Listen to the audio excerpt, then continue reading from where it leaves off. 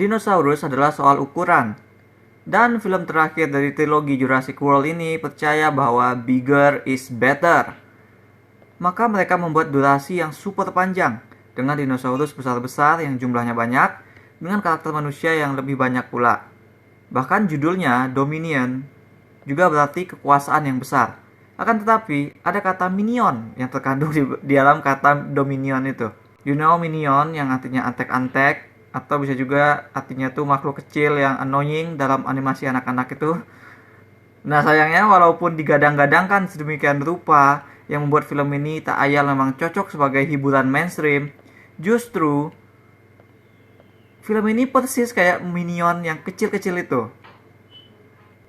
Kenapa? Karena sutradara Colin Trevorrow yang kembali menangani film ini setelah absen di film keduanya Fallen Kingdom tidak banyak ngasih apa-apa kepada karakter ceritanya selain untuk nostalgia.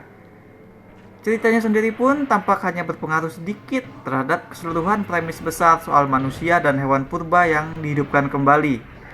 Jadi pembahasannya kayak berputar-putar di tempat saja.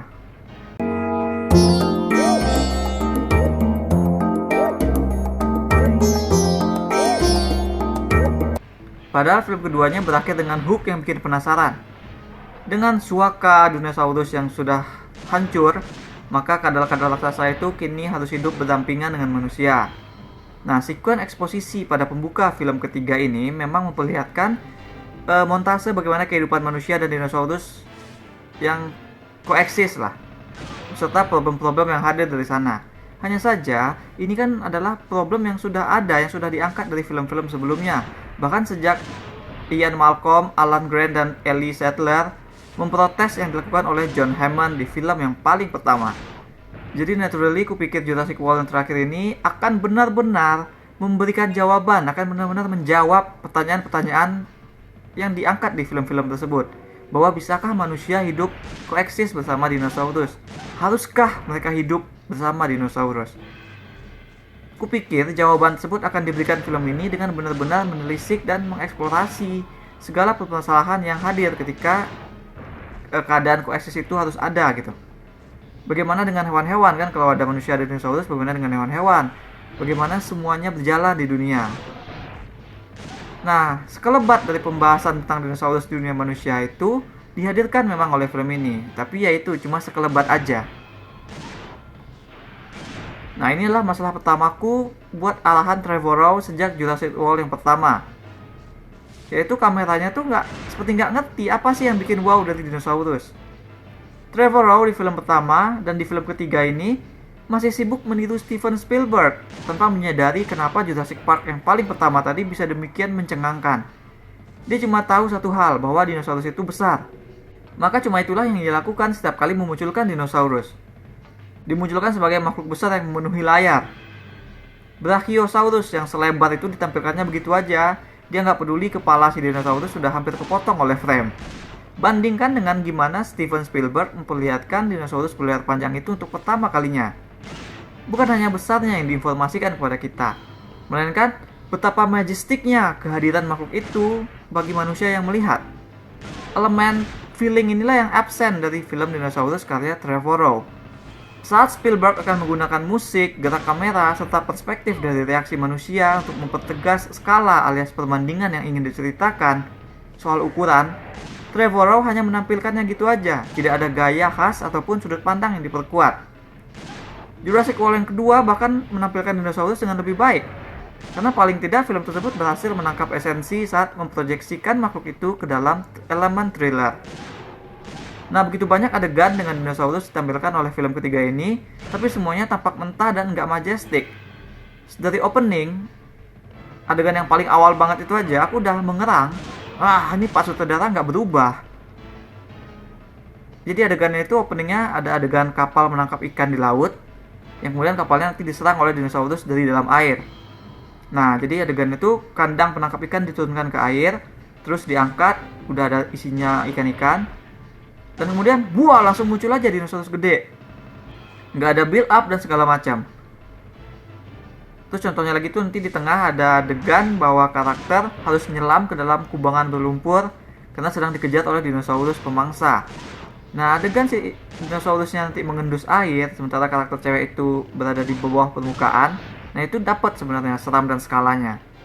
Tapi sebagian besar waktu, termasuk pas pembuka adegannya itu, kameranya merekam dengan datar, merekam dari depan gitu. Nggak kelihatan dinosaurusnya malahan. Lalu juga final battle-nya.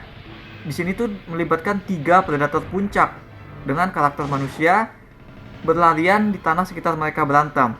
Nah, tapi pertempuran atau duel dino ini sangat biasa, cuma gelap, cepat, nggak grande kayak pertempuran di film-film dinosaurus sebelumnya.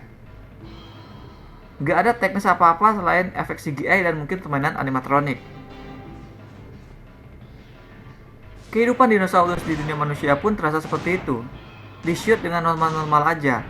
Dinosaurus dalam film ini diposisikan mungkin hampir sama kayak kita kalau ngelihat makhluk-makhluk planet yang bentuknya lucu di background dalam adegan film Star Wars. Udah biasa aja gitu, kayak sehari-hari. Tapi mungkin memang itulah poinnya kan.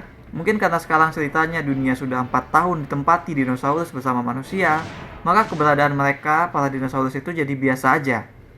Maka aku mencoba maklum dan mulai memusatkan perhatian kepada karakter manusia. Sebab jika dinosaurusnya tidak lagi spesial, maka berarti yang spesial tentulah karakter manusianya. Tapi ternyata nggak zonk juga. Karakter manusia dalam film ini nyaris nggak punya plot dan digarap dengan sama-sama datar. Jadi basically film ini punya 2 cerita. Pertama cerita tentang Owen dan Claire, pasangan protagonis dari trilogi ini, yang kini tinggal bersama di pegunungan Sierra Nevada, mencoba untuk melindungi si gadis kloningan, si Maisie. Maisie yang sudah mulai remaja itu tentu saja nggak suka dikandangin, dan dia yang juga tengah krisis identitas, susah menerima harus hidup bersama papa dan mama bohongannya. Lalu juga di hutan belakang rumah mereka ada Blue, si Velociraptor peliharaan, yang ternyata bisa punya anak walaupun dia cuma sendiri. Dan kini ada pihak yang mengintai dari balik pepohonan yang mencoba menculik Maisie dan anak si raptor. Lalu kedua ada cerita yang dikhususkan untuk menggelitik saraf nostalgia kita, bahwa di belahan lain dunia ada wabah belalang raksasa dan Ellie beserta Dr. Grant dari film Jurassic Park pertama berniat untuk mengusut sumber wabah tersebut hingga ke akar-akarnya. Nah, 2 cerita ini akan berujung di suaka dinosaurus yang baru. Dan oleh plot kebetulan yang bakal bikin sinetron dan FTV lokal kita gigit jari, karakter-karakter dari 2 periode trilogi Jurassic ini bakal bertemu di tempat yang sama dan bakal bekerja sama untuk selamat dari tempat tersebut. Dan oh yes, soal cloning nanti juga akan di-scrap oleh film ini, dicoret dan digantikan oleh plot origin Maisie yang baru yang bahkan lebih meh lagi sebenarnya.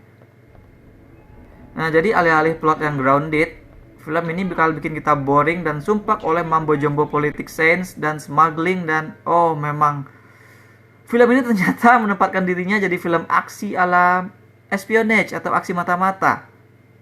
Tapi ku pikir aku nggak bisa komplain lebih banyak karena justru porsi Owen dan Claire yang menguntit penculik dan berusaha menyusup ke tempat ilmuwan segala macam itulah yang akhirnya bakal membawa kita ke satu-satunya momen Jurassic World Dominion yang keren dan bikin melek. Jadi nanti dari situ bakal ada aksi kejar-kejaran di sepanjang kota bersama Velociraptor yang sudah dijadikan senjata pembunuh oleh geng penjahat.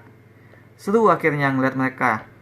Akhirnya kita melihat kontras yang dijanjikan oleh film ini, yaitu dinosaurus berada di habitat manusia. Bikin rusuh dan segala macam lah pokoknya, seru banget. Tapi bagian ini tuh baru terjadi sekitar 1 jam into the movie. Bayangkan, setelah selama itu nggak dikasih apa-apa, maka aksi gede seperti itu tuh memang jadi penghibur yang ampuh. Balik lagi ke karakter, sebenarnya mereka semua memang nggak dikasih banyak perubahan apa-apa. Relasi Owen dan Claire nggak dikasih eksplorasi yang baru. Mereka pretty much orang yang sama dengan yang kita tinggalkan di film kedua. Yang berubah dan punya plot sedikit cuma si Maisie. Tapi karakter yang diperankan oleh Isabella Sermon ini juga tidak ditempatkan di posisi karakter utama. Bicara tentang karakter utama memang benar-benar kabur. Siapa di sini yang jadi sudut pandang utama gitu? Si Chris Pratt juga perannya bahkan lebih kecil. Motivasi dia cuma dibuat agak sebagai lucu-lucuan bahwa dia ingin memenuhi janji kepada Raptor. Lalu ada Bryce Dallas Howard yang karakternya di sini merasa sebagai ibu dan diberikan juga banyak momen aksi, tapi nggak benar-benar punya perkembangan juga karena karakternya dari awal sudah benar gitu. sudah right the whole time. Nah, yang paling kasihan tuh justru memang para karakter legend. Laura Dern, Sam Neill, Jeff Goldblum menyuntikkan sensasi dan acting yang lebih baik, tapi mereka di sana nggak lebih sebagai penjual nostalgia. Kayak kalau di WWE, di SmackDown, itu kan tahu-tahu mereka suka munculin superstar dari tahun 90-an. Superstar legend yang nggak disuruh gulat, yang nggak disuruh ngapa-ngapain, selain cuma ngucapin catchphrase mereka doang. Gunanya untuk nge-boosting rating acara. Tapi bahkan WWE lebih mending, karena sering juga superstar legend yang sudah tua tersebut dijadikan korban serangan supporter muda yang setengah dipush. Nah, Jurassic World Dominion nggak punya nyali bahkan untuk membunuh salah satu dari mereka supaya menambah stake. Nggak ada. Para karakter legend ini cuma dihadirkan sebagai karakter yang persis seperti yang kita ingat. Karena selain tampang yang sekarang sudah tua, mereka tuh masih tampak sebagai karakter yang sama. Nah, inilah masalahnya. Karakter mereka tuh nggak di-treat sebagaimana karakter yang punya kehidupan lain gitu. Masa iya udah beberapa puluh tahun tapi mereka masih orang yang sama gitu, nggak ada perubahan pandangan dan segala macam. Makanya mereka tuh terasa datar. Mereka nggak punya plot, nggak punya permasalahan yang baru yang digali. Film itu sebenarnya cuma butuh karakter ini supaya ada aja, supaya kita bisa nostalgia. Mereka nggak ngasih apa-apa untuk pembangunan karakter ini. Interaksi mereka dengan karakter baru juga, walaupun memang berhasil ngasih kekehan di sana sini, tapi ya in the end kita datang ke film ya pengen ngeliat cerita kan, bukan buat haha reuni nostalgia aja. Padahal mungkin pesannya bagus kan, bahwa manusia disebut makhluk sosial, tapi justru paling banyak masalah dalam urusan hidup bersosial. Like, jangankan dengan dinosaurus, dengan hewan aja manusia bisa seenaknya mendominasi, main gusur, makin bikin hilangin tempat tinggal gitu. Malahan dengan sesama spesies aja, manusia sama manusia, sering bertikai, sering menciptakan kotak-kotak supaya bisa saling bersih tegang untuk perbedaan-perbedaan yang sepele. Maka jika ada satu hal yang berhasil diperlihatkan oleh film ini, maka itu adalah memang manusia harus belajar untuk koeksis bersama makhluk lain. Kesimpulan filmnya, dengan karakter yang nyaris punya plot, dengan dinosaurus-dinosaurus yang ditampilkan datar dan bahasan yang muter di tempat, maka film ini sukses jadi sajian panjang paling membosankan yang pernah kita saksikan di tahun 2022. Eksistensi yang dibutuhkan oleh film ini ternyata bukan antara manusia dengan dinosaurus, melainkan antara karakter baru dan karakter lama. Itu pun juga tidak berhasil dikembangkan maksimal, hanya untuk nostalgia. Tidak pernah benar-benar mendalami dan eksplorasi nostalgia ataupun menjadi bigger tersebut. Setelah nonton film ini aku jadi merasa nggak rela kalau franchise ini berakhir. Franchise Jurassic ini aku nggak rela berakhir karena bagaimanapun juga semuanya berawal dari Jurassic Park. Dan Jurassic Park itu film yang benar-benar menginspirasi, benar-benar masterpiece. Maka sudah seharusnya seluruh karakter dan dunianya mendapat penutup yang jauh lebih baik daripada film ini. Aku berikan 3 dari 10 bintang emas untuk Jurassic World Dominion. That's all we have for now. Ngomong-ngomong soal penangkaran dinosaurus, bagaimana pendapat kalian tentang kebun binatang? Secara moral ataupun secara tanggung jawab manusia yang harus hidup koeksis dengan hewan? Share with us in the comments. Jangan lupa hit like dan subscribe supaya gak ketinggalan review-review dan playthrough lain. Kunjungi my.seed.com untuk review yang lebih detail. Kalian bisa juga kunjungi store my.seed di chiptoloka.com. Ada banyak kaos dan pernak-pernik custom yang unik, mulai dari musik, film, game, hingga wrestling. Thanks for watching.